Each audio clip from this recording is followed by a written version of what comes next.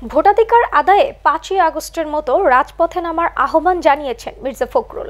তিনি বলেন, ভোটের অধিকার, সামাজিক ন্যায় বিচার প্রতিষ্ঠায় আবারও ৫ই আগস্টের মতো জনগণকে রাজপথে নেমে আসার আহ্বান জানিয়েছেন বিএনপির মহাসচিব মির্জা ফখরুল ইসলাম আলমগীর। গেল সোমবার ঠাকুরগাঁয়ের শিবগঞ্জ ডিগ্রি কলেজ মাঠে বিএনপির সমাবেশে এ আহ্বান জানান তিনি। মির্জা ফখরুল বলেন, ভোটের অধিকার, সামাজিক ন্যায় বিচার প্রতিষ্ঠা, নিজের অধিকার আদায়ে সবাইকে ৫ই আগস্টের মতো আবারও রাজপথে নেমে আসতে হবে।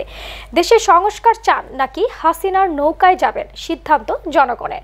বিএনপি মহাসচিব বলেন, ভোট চাইতে আসি নাই, দেশ, মাটি, মানুষের জন্য প্রয়োজন হলে আবারও ঐক্যবদ্ধভাবে লড়াইয়ের প্রস্তুতি নিতে হবে। আওয়ামী লীগ ক্ষমতায় এসে নির্বাচন ব্যবস্থা ধ্বংস করেছে উল্লেখ করে তিনি আরও বলেন, তত্ত্বাবধায়ক সরকার ব্যবস্থা বাতিল করে দলীয় সরকারের অধীন নির্বাচনের ব্যবস্থা করেছিল আওয়ামী লীগ।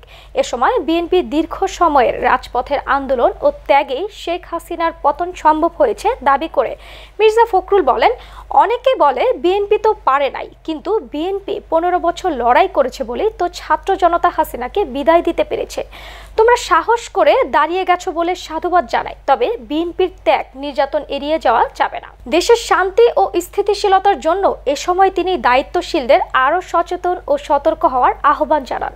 তিনি বলেন, অনেকে যারা দায়িত্বশীল জায়গায় আছেন তাদের উল্টাপাল্টা কথা বন্ধ করতে হবে।